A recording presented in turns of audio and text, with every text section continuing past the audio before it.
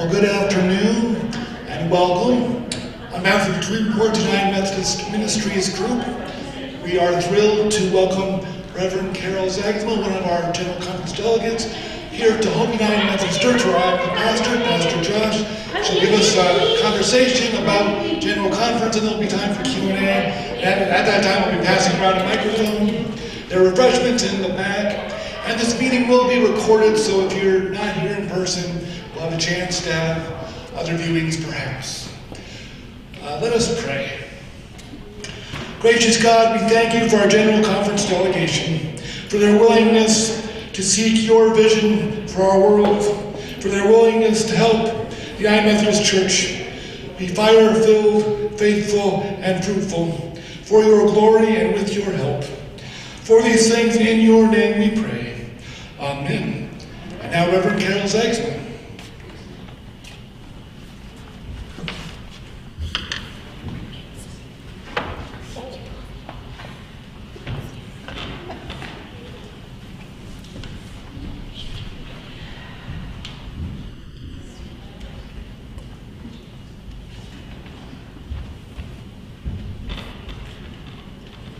Hi there.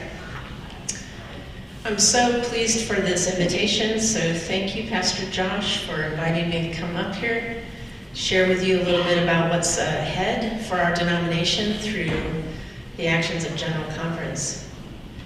And Rob, for handling the technology, thank you so much. And I'm just delighted to be with you all today, so thank you for coming. So I think we're ready for the next slide. We'll look at our agenda today and see what you think about it. Figured we'd talk just a little bit about General Conference so that you have some context around the conversation. And after that, I'll talk to you about three key pieces of legislation that you are likely to hear about in the news, and you'll want to follow if you intend to follow General Conference proceedings as they unfold. And some what ifs, just imagining one way or another, because I'm not going to predict what General Conference is going to do. But we can talk about some what ifs. It does this thing or that thing. And what can you do? So does that sound like a good use of your time today? Realize I left all my props in my bag on that bench on the front, so I'm going to grab them.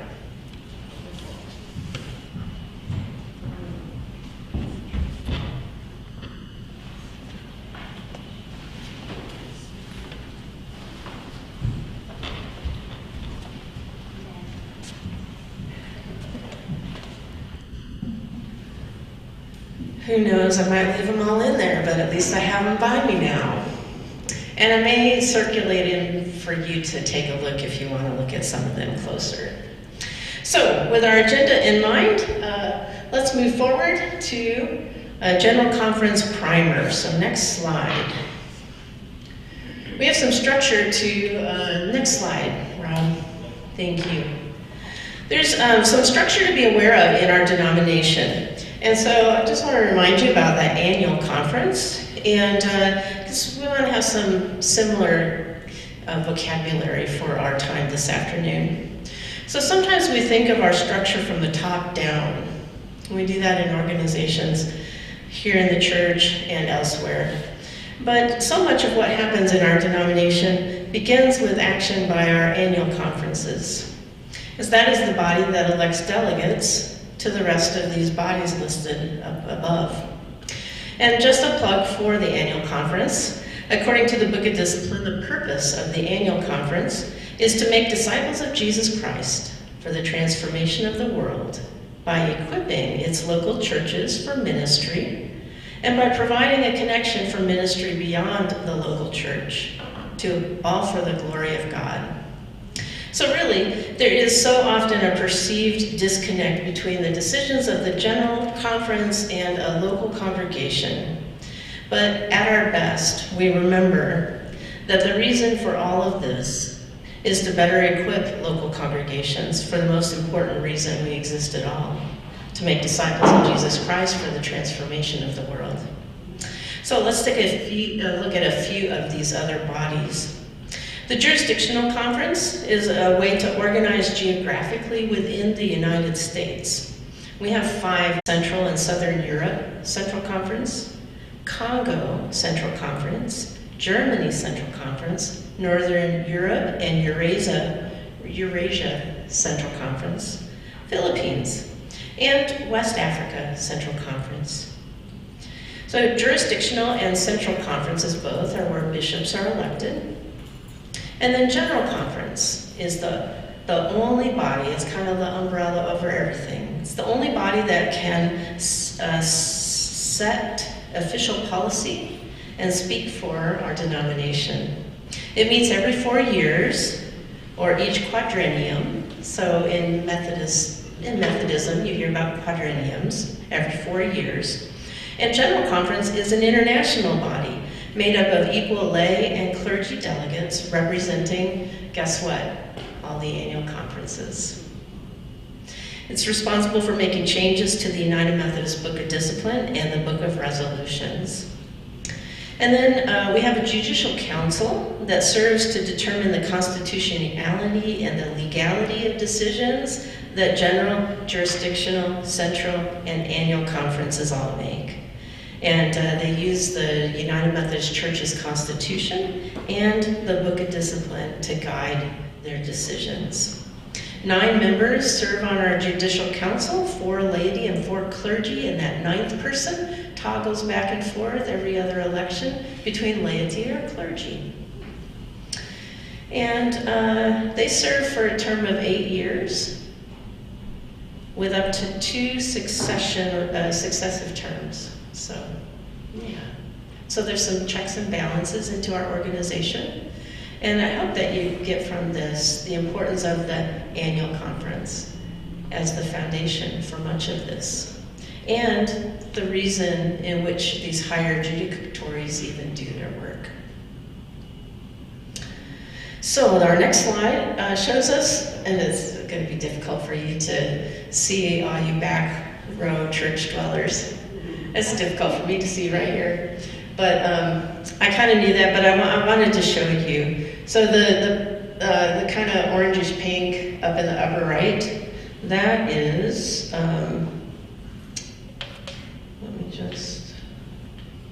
the Northern Europe and Eurasia Conference. And there's 9,996 members in that conference. And then off to the right of that, there's some green islands. That's the Philippines the Philippines conference, and they have 233,457. When you say members, is that people? People. Yep. And then going to Africa. Now, so many times we in the United States are guilty of just talking about Africa. Well, we have some purple on this continent of Africa. The purple is the Africa Central Conference. And the teal that's within that, in the middle, is Congo. Oh, Africa Central has 610,125 members. And Congo, 3,081,590 members. 3 million. Mm-hmm. West Africa is the navy blue on the continent of Africa. It has 1,673,612 members, people. And then the gold up at the top is Central and Southern Europe. It extends into Europe, you can see. 13,539 members. And then Germany's the red, the darker red in the middle of the yellow, 30,069 members. So let's move to the United States then. It's all green there, but the upper right-hand corner, Northeastern, there's 1,156,000 members. Southeastern has 2,713,000. North Central has 1,154,000. South Central, 1,621,000. And the Western jurisdiction has 304,000. but probably the most territory among our jurisdictions. So those are all data from 2016. So I'm sure it's changed a little bit. Yeah, but that gives you some context. So let's go to the next slide. So just to give you your general conference primer, I thought I would do the old who, what, when, where, how, why. So who? For general conference, we've got, remember that's the largest umbrella. Every annual and central conference is allotted a certain number of delegates to send to general conference. Our book of discipline requires between 600 and 1,000 delegates, so there's a minimum and there's a maximum. Half laity and half clergy. So there's a proportional mathematic exercise to figure out what our total number is going to be. And for this time around, it's 862 voting delegates. Typo. For this general conference, we have, out of the 862, here's the breakdown. 55.9% is from the United States. 55.9, almost 56. 32% are from Africa, 6% from the Philippines, 4.6% from Europe, and the remainder are just sprinkled concordant churches we have a relationship with, including the Caribbean and the Americas, and Great Britain, Mexico, and Puerto Rico. There are a few other delegates from autonomous affiliated churches that are given voice at our general conference, but not vote. Just an interesting note that of our 862 voting delegates, 370 require visas in order to attend. So it's a big undertaking to get the necessary documents to each delegate so that they can come. You might imagine the translation needs for our worldwide gathering from that map we saw. So all of our sessions at General Conference are translated into German and French, Portuguese, Swahili, Spanish, Russian, and Korean. So in the room, generally there's some booths along the side that have translators for those individual languages. They switch off so that they're fresh for the translating throughout the day. And delegates wear headsets. So every conference is allotted a minimum of 2 delegates, 1 lay and 1 clergy. That is the case for both Minnesota and the Dakotas, with whom we share a bishop.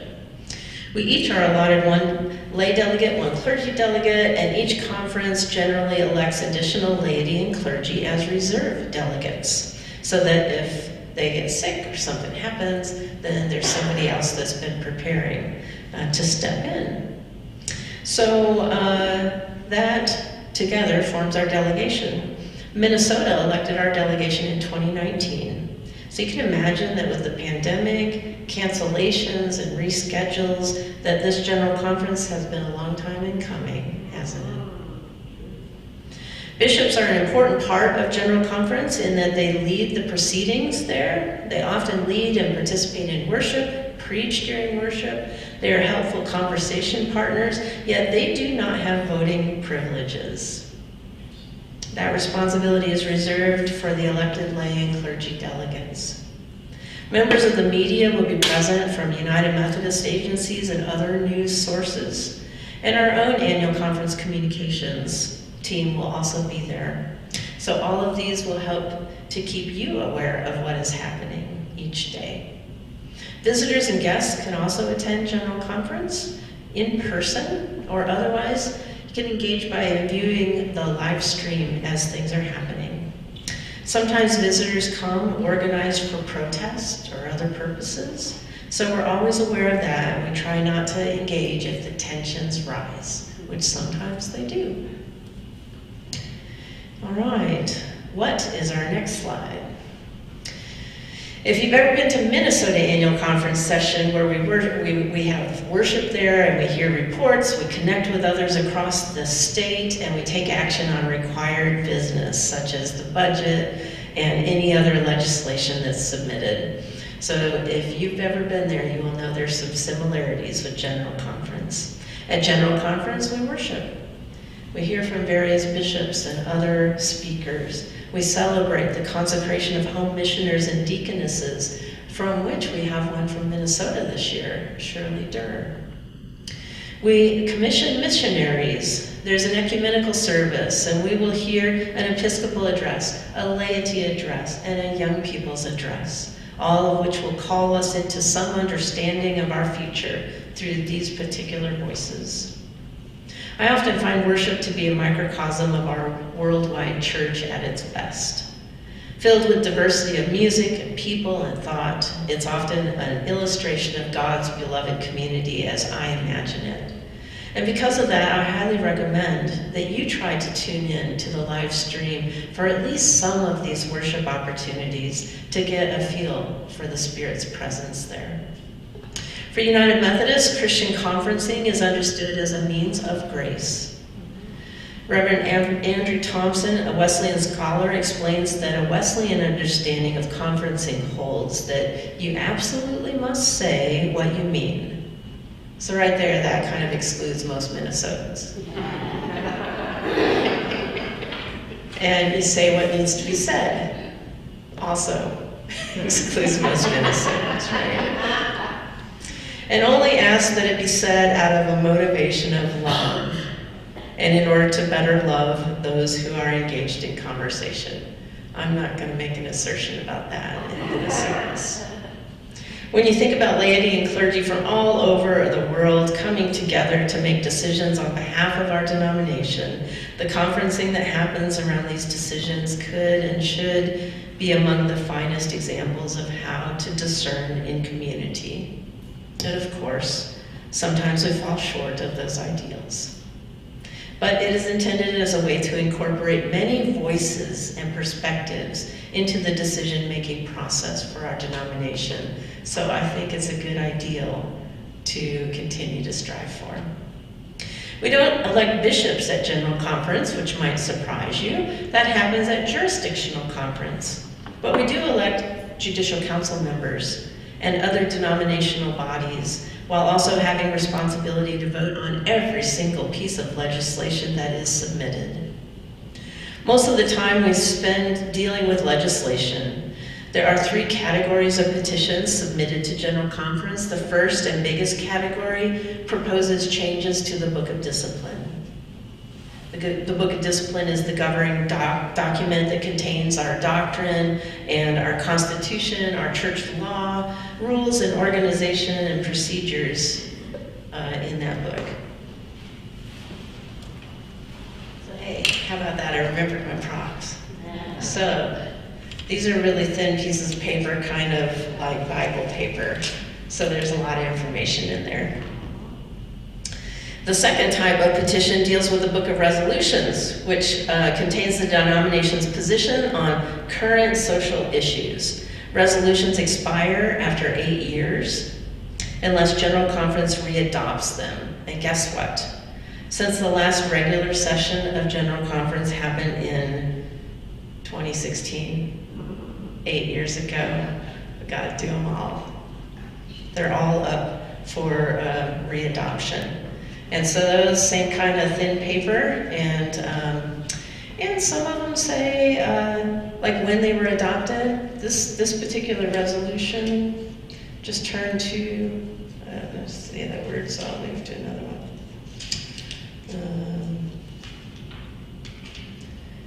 There's something about the imposition of sanctions.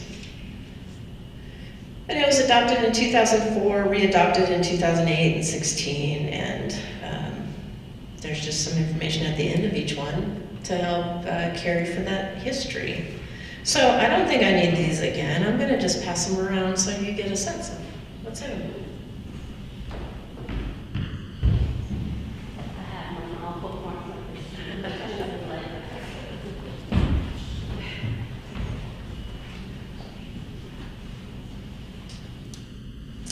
All right, the third type of petition is non-disciplinary, so it doesn't fit into the Book of Discipline or the Book of Resolutions.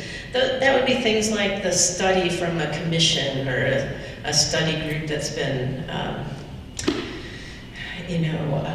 commissioned to study something. So their report may be presented, and we may be asked to adopt it. All the legislation can be found in Advanced Daily Christian Advocates, and here's just 3. We get another one since we've had a delay. This is all the legislation that we'll be tending to, plus a 3rd one that's all the new stuff after 2020, because a new window opened to submit legislation, and they don't have those books printed yet, but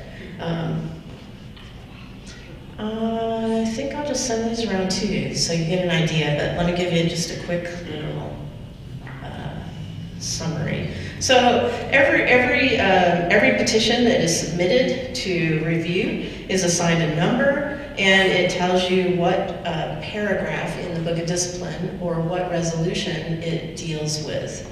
And then usually there's underlines for things that are new, and there's strike through for things people want to remove. And so it'll be fun for you just to thumb through this and get a sense for what that's about.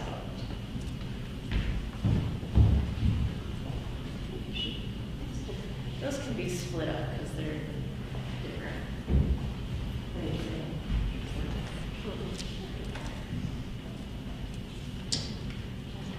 All right, all that legislation is available to download for free, so if you want to read it, you can find it on the internet. I'll give you the address in a little bit. Let's go to the next slide. When is General Conference? You'll want to mark this on your calendar so you can tune in to some fabulous worship. It is April 23rd through May 3rd this year. It's going to be in Charlotte, North Carolina at the Convention Center. And then, next slide. Yes. There will be time. Yeah, each kind of subsection will pause for some questions. So how do we do our work at General Conference? We are assigned divided into legislative committees. So every delegate is assigned one of these. Is there 13, I think? Yes, 13 committees. And each piece of legislation is assigned like what kind of committee it deals with. Is it a financial thing, or does it deal with ordination, or does it deal with United Methodist Men ministries? So it gets divided into what kind of legislation it is, and all of us delegates get divided into legislative committees. So you see them listed there. There's Church and Society 1, 2, and 3, Conferences Committee, Discipleship, Faith and Order, Financial Administration, General Administration, Global Ministries, Higher Ed and Superintendency, Independent Commissions, Judicial Administration, and Local Church. So that just, you're not going to be tested on that later, but it gives you an idea of how we sort through lots of information. So each legislative committee must vote to adopt or reject or refer every single item they've been assigned. If there are fewer than 10 negative votes during a legislative committee, then that item will be placed with others on what we call a consent calendar. So we can actually deal with lots of legislation all at once. If you were to spend all afternoon studying those books, you would see that there's lots of petitions that are similar but different. And so we can sort through those fairly quickly and let the best of those particular ideas rise to the top, and let many of the others fall to the reject line, or if it's kind of a no-brainer and clearly everybody is behind an idea, we'll put that item on the consent calendar and we can vote on them all at one time.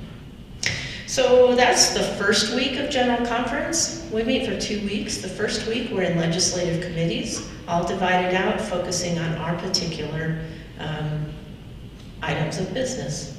The second week, we all come together, and that's when we have plenary sessions. We have worship as a whole, and We're all in one room, all debating together and voting on all of the petitions.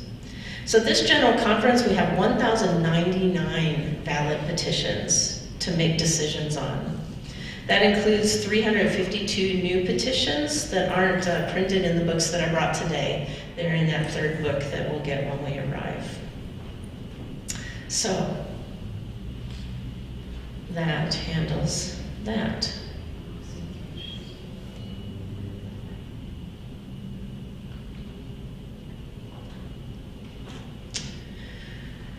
Our next slide is the why. Why? General Conference is the only body within how we've structured our denomination that can set official policy and speak for our denomination. And in the United Methodist Church, we value connectionalism. That means we value how we do things together. And so if we don't have some coming together to figure out what those commitments are going to be, it's hard to be connectional. So it really is part of the fabric of who we are. So now, I think I forgot to put a question slide in, but time for questions. Pastor Josh is going to bring the microphone around, so. Ask the question first, and then I'll ask one.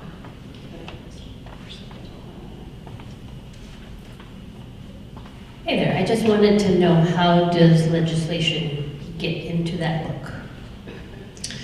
There is a deadline. Remember exactly the number of days before General Conference meets, but the deadline is set that many days before. And so then there's a process where there's a repository for those petitions. So you type it up into a form and send it off, and it goes to those who monitor the petitions and assign members and things like that. Any just one person?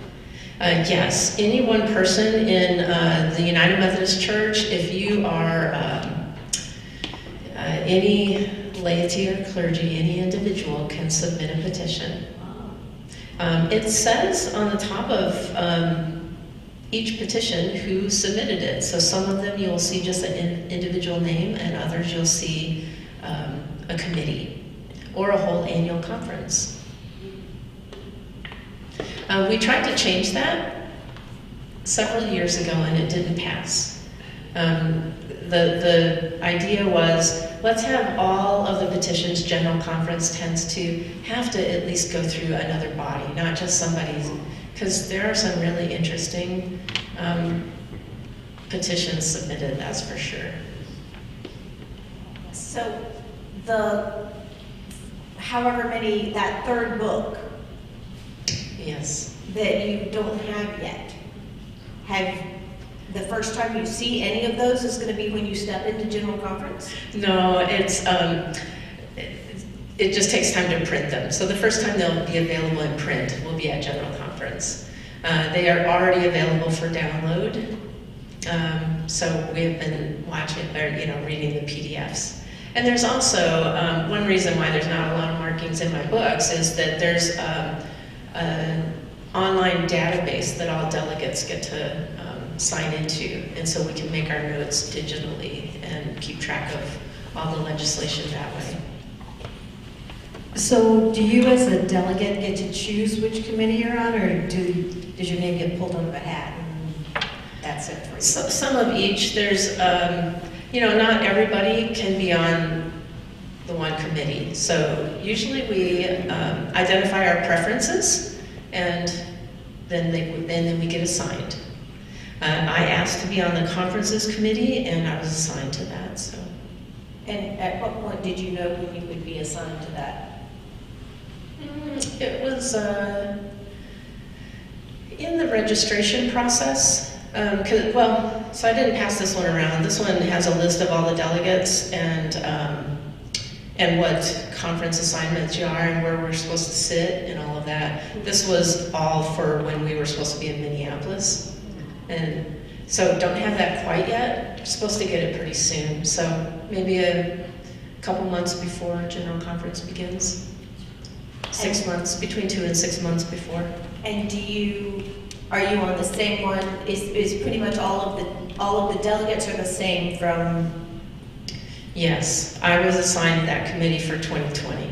Okay, and that's how it's happened. Has anybody elected different delegates for? Yes. Yes, there are, some delegates are no longer able to serve, leaving empty chairs in a delegation, and so those conferences had to elect new delegates so that they would have somebody to send. And what happened is the legislative committee seat stayed with that position, so that person just stepped into their legislative committee that was abandoned by the other person.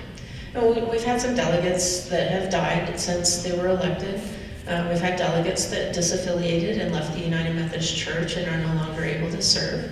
And we've had delegates that are just in different places in their life and don't have capacity to serve any longer.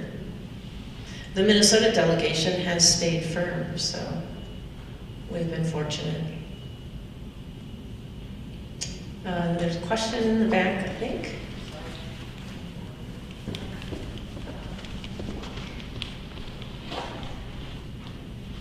Are you taking the purple scarves with you?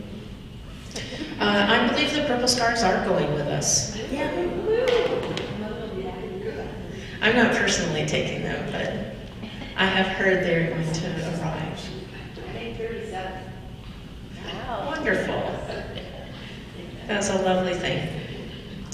All right, shall we jump ahead to the 3 R's, some of the key legislation for this general conference? So the details are on the next slide. Regionalization is one of those 3 R's. I'll just tell you all 3. So you may begin hearing this affectionately called the 3 R's. Regionalization, revised social principles, and removal of harmful language. All right. So that's mostly what I'm going to attend to today. As you can imagine, with such thick books, there's all sorts of other exciting things happening. But we'll stick with the 3 R's because that's probably the most likely to make it in the news and maybe you're most curious about. So regionalization, what does it look like? Regionalization is not a new concept for our church. In 2008, an effort was made through General Conference to change the United States, which were those 5 jurisdictional conferences. There was an effort to make us into one central conference, like all of the other conferences outside of the United States.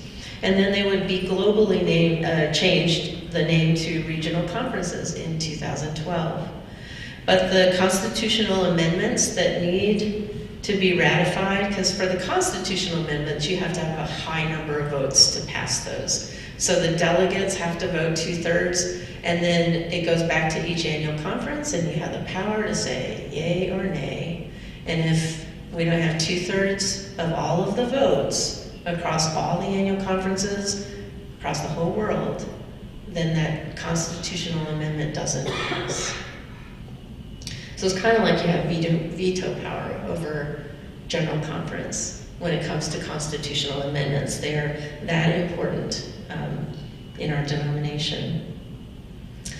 But there has been some beginning work on a general book of discipline to help identify what things should be held by all United Methodist bodies across the whole world, and what things might be fine if they are adapted for various contexts. This, of course, relates directly to this concept of regionalization. The connectional table worked on regionalization legislation for the 2020 General Conference, as did a Christmas Covenant team, which was a group of Central Conference leaders that came together. The Christmas Covenant was inspired by a vision of a church that connects globally, engages in mission together, respects contextual ministry settings, and celebrates the diversity of God's creation in its many beautiful expressions, and values mutually empowering relationships in order to strengthen our core mission of evangelism, discipleship, and social witness for the transformation of the world. So that's a pretty lovely picture of beloved community, where there's trust and there's respect and understanding that ministry needs are different in places that have infrastructure, such as pretty safe drinking water than a place that doesn't have access to healthy, safe water. So that's just one example of an important topic that is useful to have some context around the ministries we do. So anyhow, in early 2023, the Council of Bishops encouraged more collaboration because there are a couple of different ideas of how regionalization could happen, bubbling up from different places. And so the Connectional Table and the Standing Committee on Central Conference Matters created a joint task force on regionalization, and the Christmas Covenant team, who made the Christmas Covenant from the Central Conference leaders, collaborated on this as well. And it was their work that really became the template for it. And out of their collaborative work comes worldwide regionalization legislation. And that will be printed in the third book that you don't see. But if you look closely in one of those books circulating around, you'll see this person's idea of regionalization, that person's, this group's, that idea. And so the one that's emerging really is the one called worldwide regionalization, because it truly was collaborative across many different parts of the world to create it. So each will have, let's see, well, the slide reminds us that this regionalization would propose the formation of 8 regional conferences: Africa, Congo, West Africa, Philippines, Central and South Europe, Northern Europe, Germany, and the United States. All of those are either central conferences or the United States, which is organized by 5 jurisdictional conferences. So it kind of brings some equity to how we are structured. So the next slide gives a high-level overview of what regionalization would allow. So regional conferences, any of those 8 bodies that were just named, could establish a regional book of discipline. They could set standards and qualifications for clergy and specialized lay ministers. So if you don't have this kind of seminary sitting in where you live, then you may be able to figure out how to credential your clergy in a different way that doesn't require them to travel wherever to a place to get their education. Publish a regional hymnal with adapted rituals.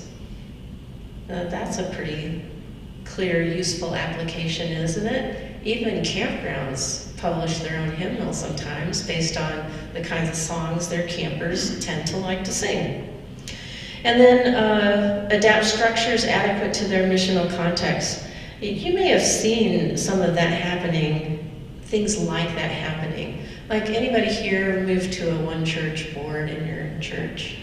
Something like that, instead of having 10,000 committees that you have to fill with 12 people each, and you don't have that many people in your church.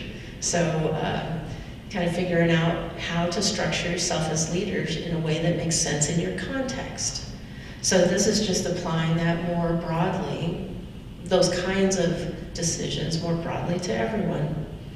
And change the chargeable offenses and their penalties. And so,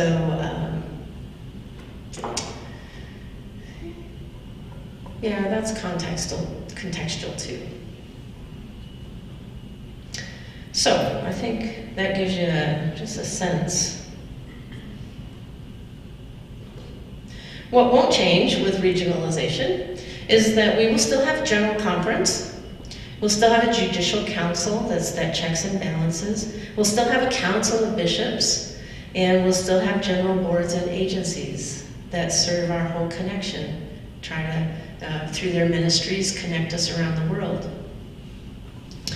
So, yeah, we'll also still share one constitution. We'll have the same doctrinal standards, the articles of religion and confession of faith, and our historic documents.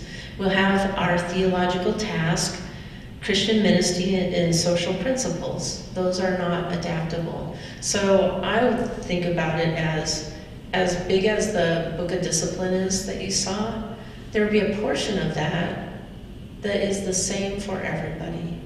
Lots of things when it starts talking about your church should have this committee, that would be contextual according to where you live in the world. So some benefits of regionalization. There's equity between the regions. It is decentering the United States. When you really spend some time to read carefully the Book of Discipline, you'll see lots of language that's kind of embarrassing how United States-centric it is. So it brings equity between the regions, decolonizes our mission, relationships, and our structure. It provides respect for contextual ministry settings. Gives agency and power to make decisions to lead with integrity in your settings. There's self-determination within our connectional system, and so we realize that we can still belong to one another, even though some of the particularities are distinct and unique. This brings unity that is redefined and strengthened. It brings a focus on mission and ministry and stewardship of all gifts, while still maintaining our Wesleyan theological doctrine and identity. So the legislation, I just want you to go, grab onto the sense of how complicated it can be. Not that you came here to be overwhelmed or complicated, but there are 8 petitions that relate to the worldwide regionalization legislation. One would bring constitutional changes to our Constitution. So that's one of those things that has to be to pass by 2/3 of the delegates at General Conference, and then come back to our annual conferences for a 2/3 vote there. And technically they count all the votes, and so they're just looking for 2/3 worldwide. So we might have 100% and somebody else 0, and that averages out to 50. It's not like it passed here and didn't there. Just adding up votes. There are changes that need to be made to sort through some of the current language between jurisdictional conferences and general conference, and that would shift to regional conferences instead of in some of those places. Some of the petitions would create a standing committee on regional conference matters. Right now, we have a standing committee on central conference matters. And what their role is to really look and consider petitions that would affect outside of the United States. And so they need a name change to make regionalization work. We would replace central with regional conferences throughout the Book of Discipline. So there's one petition that says just change them all, wherever you find them, change them. And then we would need to add a new paragraph between paragraph 506 and 507 that would create a U.S. regional conference, because we don't have one U.S. entity. We have 5 jurisdictions. And so we need to create one. And then some more legislation would create a plan for organizing of a U.S. regional conference by creating an interim committee that would conclude their work once U.S. regional conferences were ratified and created. And then there's another one to perfect the structure after it's kind of live into it and make some changes as needed. There are some outstanding questions still, and so that committee on organizing would help sort through, does the United States still need jurisdictions if we are a regional conference? It's a good question. So anyhow, and there's also, should there be a process of arbitration if a regional conference is seen to have overstepped its power of adaptation? And so we're building in some checks and balances to this idea of regionalization that requires trust, and yet there could be a region that's just doing something very un-Wesleyan. And so we would have the whole kind of call back to, that doesn't make sense, so let's look closer at that. So, where am I now? One more slide and then some more question time. The ratification process, I think I touched on it. So 2/3 votes at General Conference, and then 2/3 aggregate vote back at all the annual conferences worldwide. And then the Council of Bishops have a role to play in certifying those results. So there we go. Complicated enough, or you kind of sticking with me? And those are just for constitutional amendments? Yes, just for constitutional amendments. General Conference has the authority to rule on all the other things. So from those, like, just thinking about time frame, so they're brought up to General Conference, then they're presented at Annual Conference, and then they go to the Council of Bishops. How long is that time frame? Yeah, it could take a year or two. And the question was, how long would it take to do that ratification process? And it can take a year or two. And there could be a lot of misunderstanding about the whole process. Some people are like, didn't we vote on that already? So lots of confusion around it. But it's an important step. Any other questions about regionalization? Maybe I'm getting ahead of things, but because you might not know, but if regionalization did happen, do we know that whole idea of do we need jurisdiction, do we know what that would look like in the United States? Or is that, like, would we have another step then, because right now it's General Conference, Jurisdictional Conference, Annual Conferences, Right. Districts, churches. Yep, the legislation that I kind of sped through a little bit, all that complicated legislation, but there is legislation that would create an interim regional body for the United States with which we could operate to tend to business that doesn't make any sense for the whole world to weigh in on. Pensions are a United States thing. And so to have all of our worldwide delegates listening to debate, trying to understand the complicated pension versus 401ks, which are all, related to our taxes and things that just don't apply. And so much like where every petition comes in and there's a petitions committee that says this belongs in this kind of setting, I would imagine there would be people discerning that this is a general church thing that needs to go to General Conference, or this is a regional thing that stays within this region. So potentially there could be another layer created that we meet, every 4 years or whatever. Yes, there could. Like the Summer and Winter Olympics. Which happens already in the central conferences. And so we're just kind of divided up a little differently, so this brings consistency across our whole world.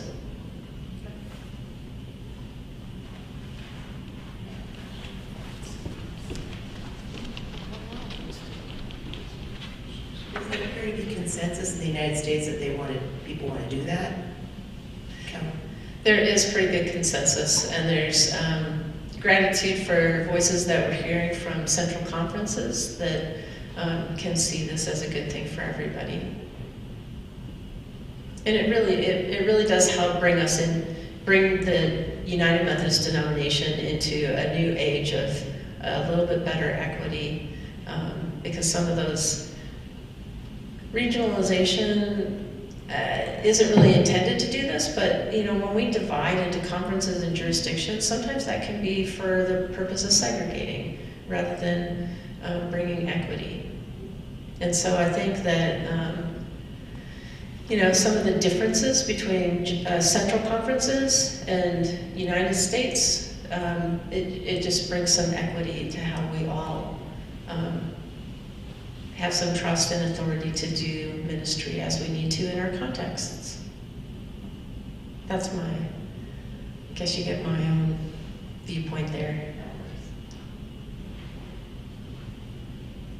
Any other questions about regionalization? You ready to jump into the next R? The next R is removing anti-LGBTQ policies.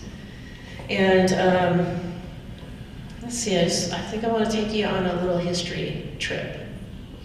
So the Book of Discipline is changed in one form or another every time General Conference gathers, which is every 4 years. So a few key dates to remember related to LGBTQ policies in our Book of Discipline. So in 1968, the Evangelical United Brethren and the Methodist Church merged to form the United Methodist Church. And at that time, they identified a need for the church to add some theological dimension to biological, psychosexual, and social cultural dimension of human sexuality. So for some reason in the 60s, can you imagine why? There's some wonderings about what's happening in culture. 4 years later, in 1972, the very first Social Principles Study Commission proposed our first social principles.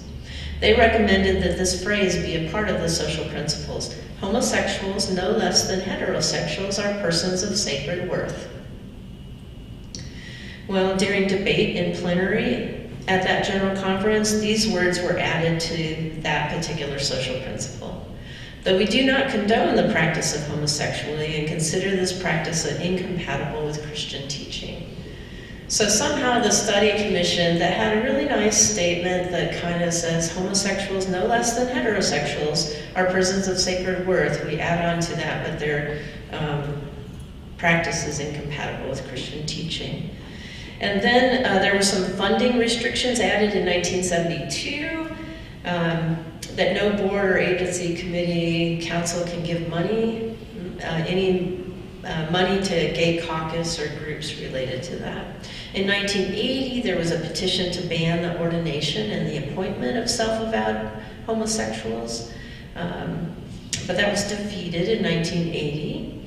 In 1983, the Reconciling Congregation Project was created. And in 1984, the prohibition of ordination of LGBTQ people was added. So what was attempted in 1980 passed in 1984. And 1988, the incompatibility clause was expanded to say we affirm that God's grace is available to all. We commit ourselves to be in ministry for and with all persons. And then a committee to study homosexuality through a theological and an ethical lens was commissioned, but their report was rejected in 1992. In 1996, a petition was approved that prohibited homosexual unions to be conducted by any United Methodist clergy and in any United Methodist churches, and that was added to the social principles. In 2004, new charges were added to paragraph 2702, which include charges for ordained ministers who are, if they are self-avowed practicing homosexuals. It also made it a chargeable offense for anybody to conduct ceremonies that celebrated homosexual unions or performing a same-sex wedding.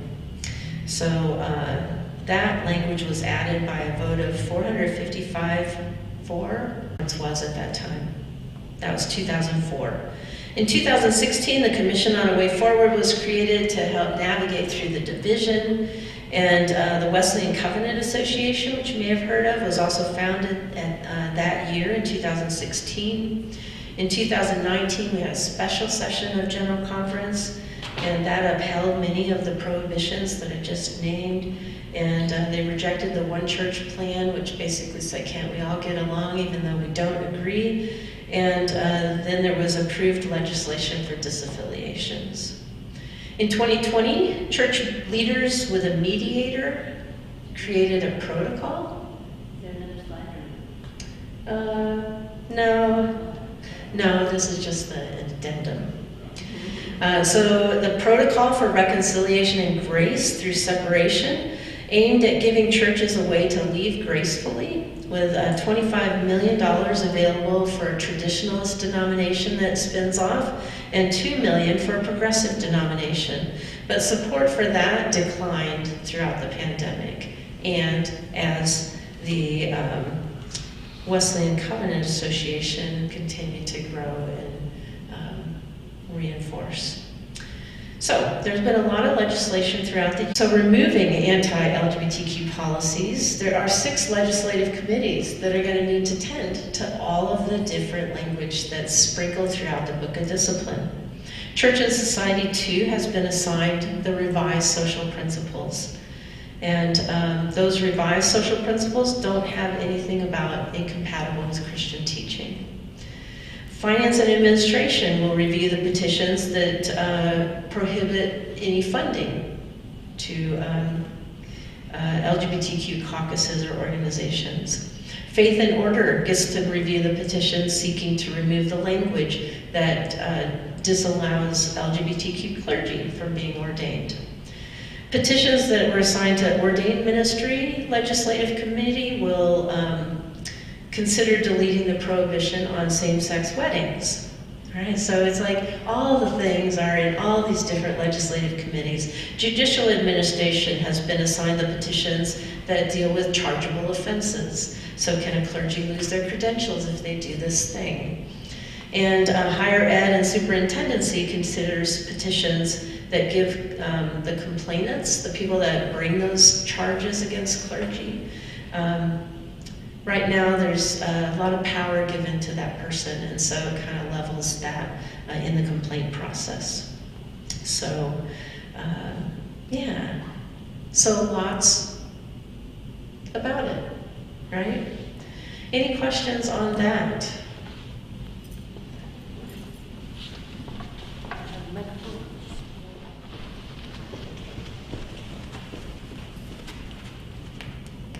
So could you put that other slide back so I can you go backwards? What if one of those, what if Church and Society or Faith and Order or one of those agree or disagree, you know, like, so someone's gonna say we're gonna take out all the anti-LGBTQ plus language and they do so wonderfully and another doesn't. Yeah. Yeah, what happens then? Yeah, there's not an official word on what if in that regard. But I would say that we got to this place over decades of tweaking here, adding this there, doing this there. And so if it reverts back to a more inclusive posture, it might happen the same way backwards. But Judicial Council will be, they would be the body that would entertain, well, we did this here, but we didn't do it here, so now do we have a conflict? So there could be some of that kind of discernment too. I'm curious, what are the chargeable offenses? Two slides ago, what happens? Well, there are a number of them for any, indiscretions that clergy do, and Laura would be able to rattle them off quicker than I could. But in relation to this, it's chargeable if you are a self-avowed practicing homosexual. First of all, you should never have been ordained in the first place. But if you somehow got ordained and then somebody says, this person is that, then that is a charge. You know, there's the Book of Discipline allows you to bring charges against that clergy person. The other is doing a wedding. Anywhere in a park.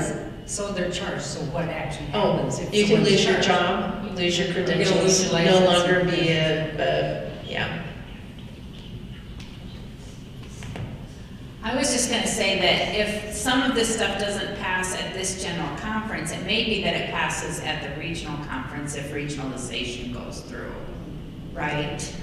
Yes, some of it except that the social principles aren't, Right. But as so far if as something that- stays in the social principles, it'll have to wait till general conference again. Right, but the Book of Discipline changes could take place at a regional conference. Yes.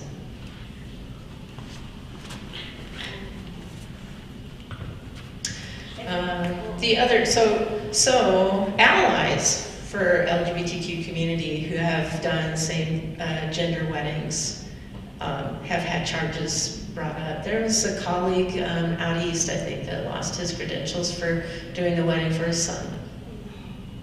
So.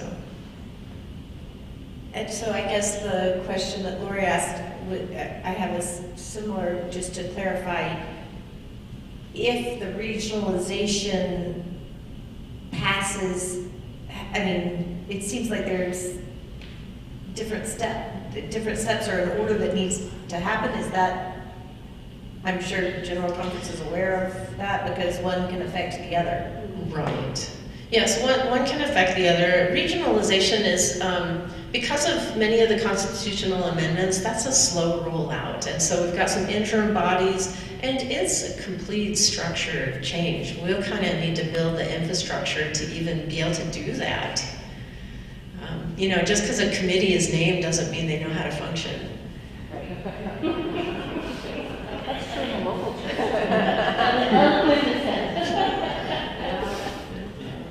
So we'll have, you know, we're at a kind of a really unique and an exciting time, if you don't mind a little bit of change and something, you know, we're kind of able to create what the future is. And that can be distressing, but it can also be energizing. And along with that is the recognition that sometimes there are going to be some bumps along the way, or it's like, oh, we're not even really sure how to do that.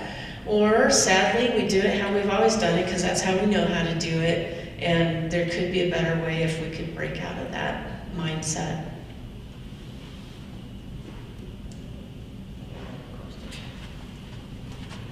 I'm easily confused. So churches that are reconciled, how does that that language about somebody having a chargeable offense if your congregation, your church has been a reconciling congregation? It's helpful for churches to be reconciling congregations, but it's still against the Book of Discipline. But, you know, I think you're going to find in a few slides down the road that, you know, there's some power in the movement of, you know, grassroots movements, and I think that we've seen that, and we've had to. I mean, that's how you can survive and perhaps even begin to thrive coming from a pandemic, is figuring out how to do things. And this is not as much a question, but more a comment, that kind of goes back to your original statement about the church, that the power of the churches and annual conferences in the larger body of the church. Thank you for that. Any other questions at this point? We'll jump into the social principles, which probably should have done them before the other, but I didn't. Revised social principles. So the general social principles, like we said, were first adopted in 1972.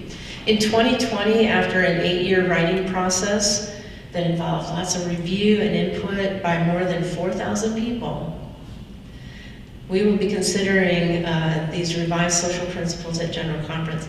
I remember an annual conference like 7 years ago where there was a lunch gathering that we could look at part of what they were writing and give our input. So that even came to Minnesota for some input. The revised social principles do not include the harmful statements we've talked about the LGBTQ people. It does include a revised affirmation of marriage as a sacred lifelong covenant that brings two people of faith into union with one another and into deeper relationship with God and the religious community. So that gives you a sense of kind of what the revised social principles are trying to articulate. The General Board of Church and Society did work on this over 8 years, consulting and collaborating. And there were 11 writing teams that made up from people all around the world to draft these new revised social principles. There was an online portal for feedback about the first rough draft. And they really were intentional about prioritizing voices of women and historically marginalized voices in the writing of these revised social principles. There are some misconceptions related to the social principles. They are not statements of church law. They are guiding principles for us, meant to encourage our reflection and discussion and our actions.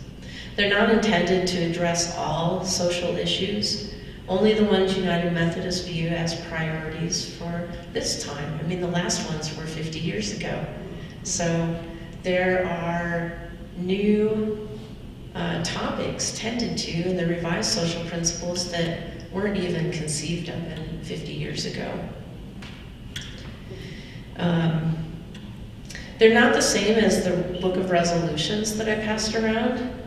The social principles are succinct statements of principles versus like a book of resolutions that are more in-depth statements with specific calls to action, like everybody should write their legislators to make sure every child is fed. That would be like a book of resolution. The social principles would say more like, we believe every child should have access to healthy foods.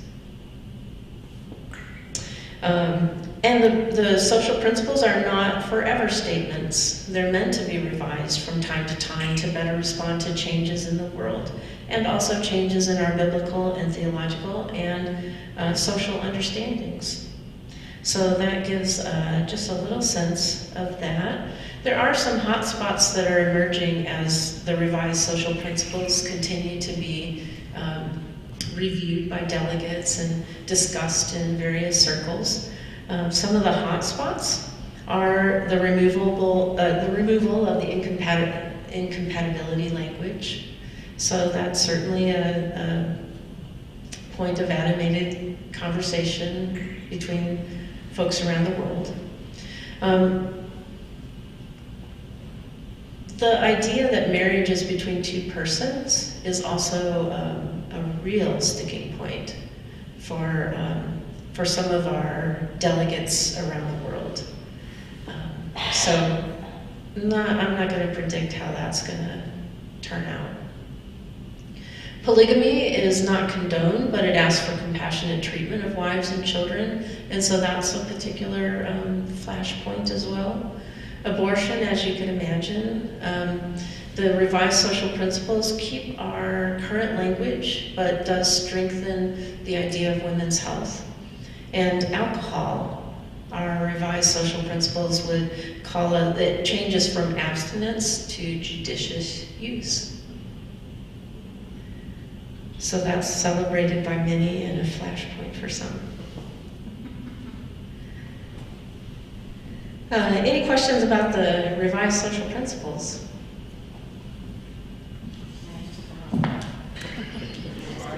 This is question row. When again, the regionalization question would affect these things, I don't remember in the regionalization with which pieces would be held all together in common and which pieces would be allowed to be regionalized. Right. The social principles are what we would hold in common. Okay. And so, one of the things I'm going to recommend real soon is that you get a study group in your church. Read through them together. Have a conversation about each one. And I think you'll get a better sense for kind of what those social principles are trying to do. And so they're broad enough that you can take action according to your context, but they're also, that part of what holds us together as a connectional church, that there isn't the desire to enable those to be changed everywhere you go. So we hold those together.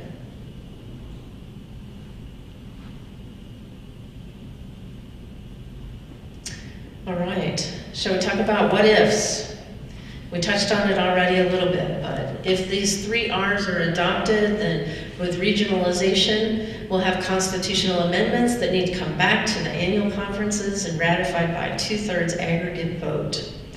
The removal of language. The Book of Discipline would no longer include those harmful statements such as homosexuality is incompatible with Christian teaching.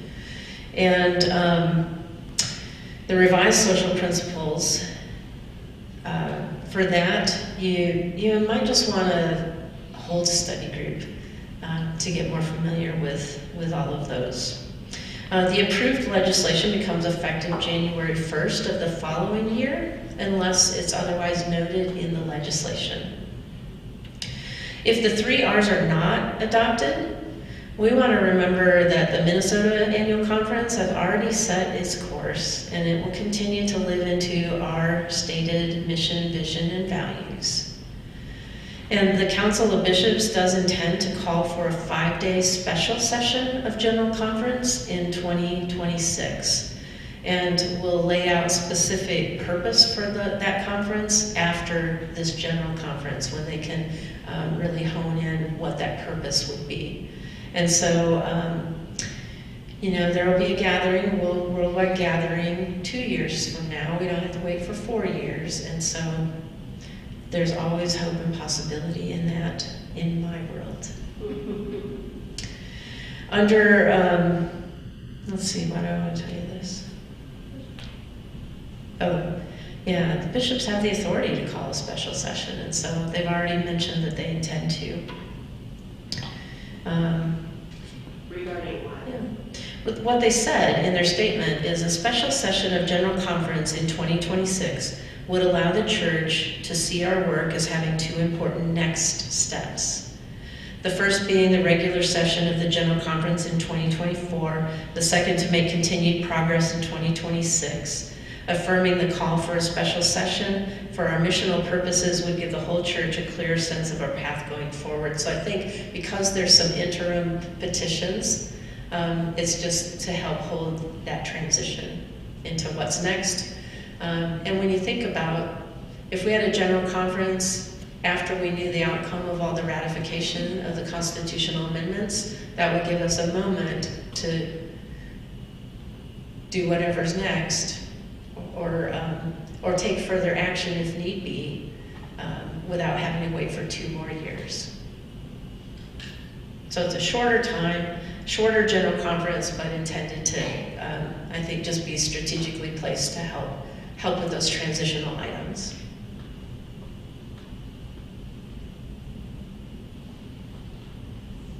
Yeah, good questions. All right, should we talk about a couple of things that you can do? You can download and review proposed legislation. No? All right, the official, for anybody that wants to, all the people that will be watching this later, the recording later. The official General Conference webpage is found at www.resourceumc.org. And there's some pages there for General Conference 2020. Can you repeat that? Yes, resource, resourceumc.org. If you search in a search engine for ADCA, for Advanced Daily Christian Advocate, ADCA, and then you could just do all these initials. ADCA space GC space UMC, and I'm almost certain that the first thing that pops up is the page to download that legislation. But I'll be happy to give you a more detailed address when we're finished here. You could seek, I encourage you to seek information from reliable sources, because there is so much information out there. It's hard to know, but I recommend umc.org, umnews.org, and any of the United Methodist Church boards and agencies. You're going to get pretty good information there, and you'll probably criticize me and say that's all insider information.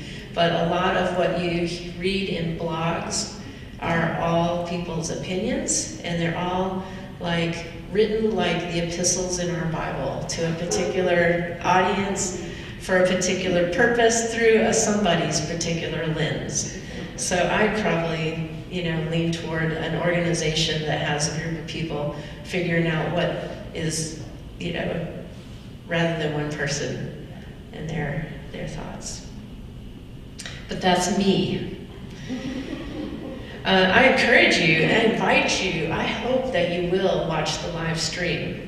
I couldn't find a link yet, but it's still a couple months out. So I imagine it'll be on that UM News page, or if you're a Facebook user, you'll find it there. Last time it was even on our Minnesota Conference website.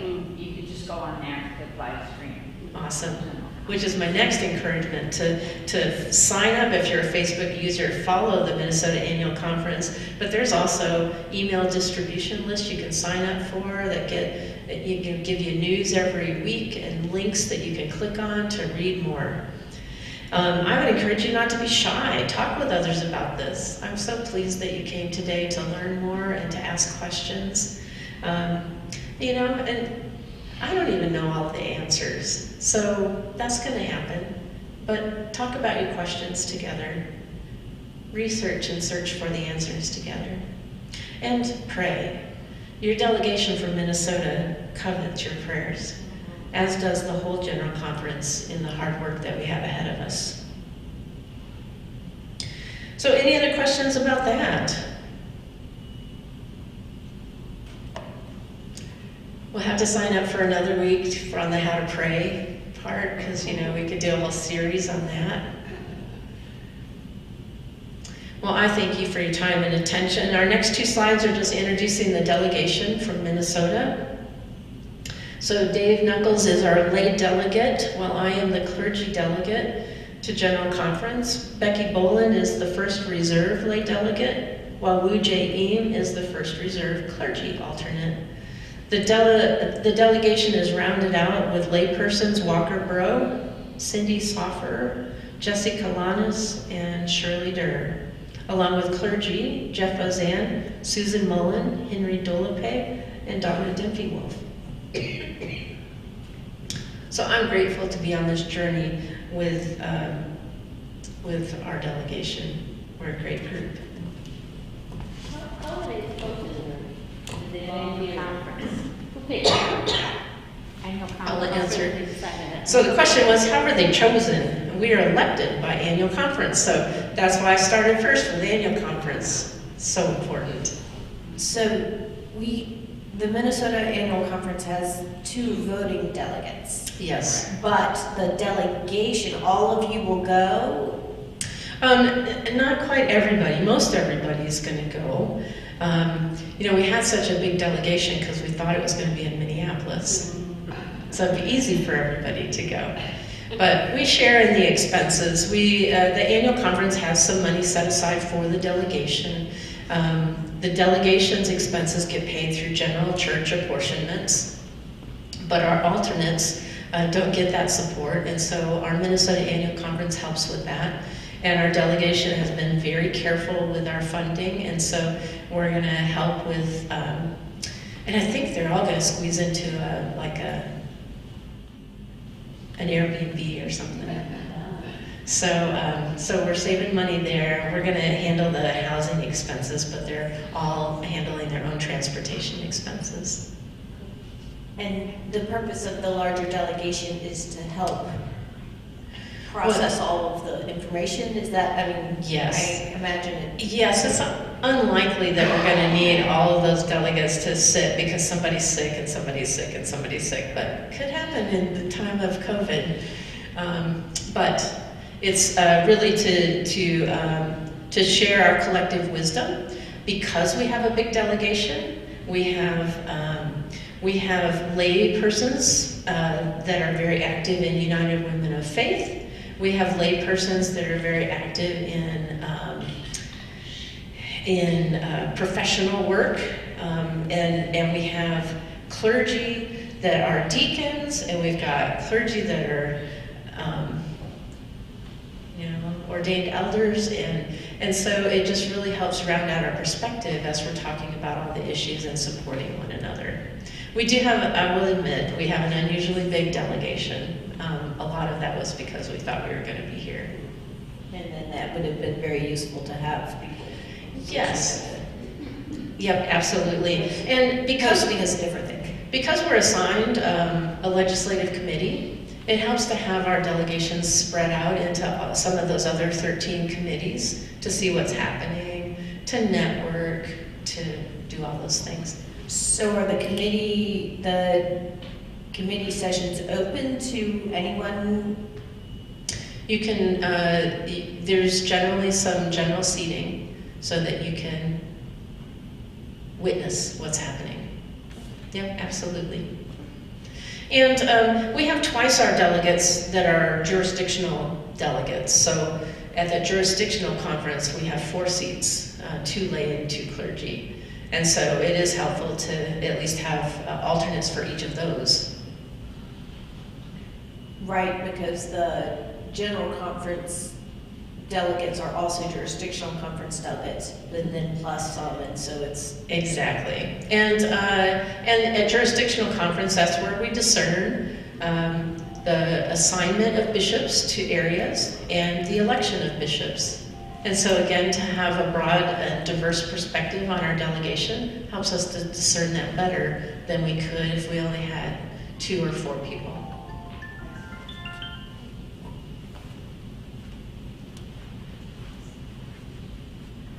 So any other questions?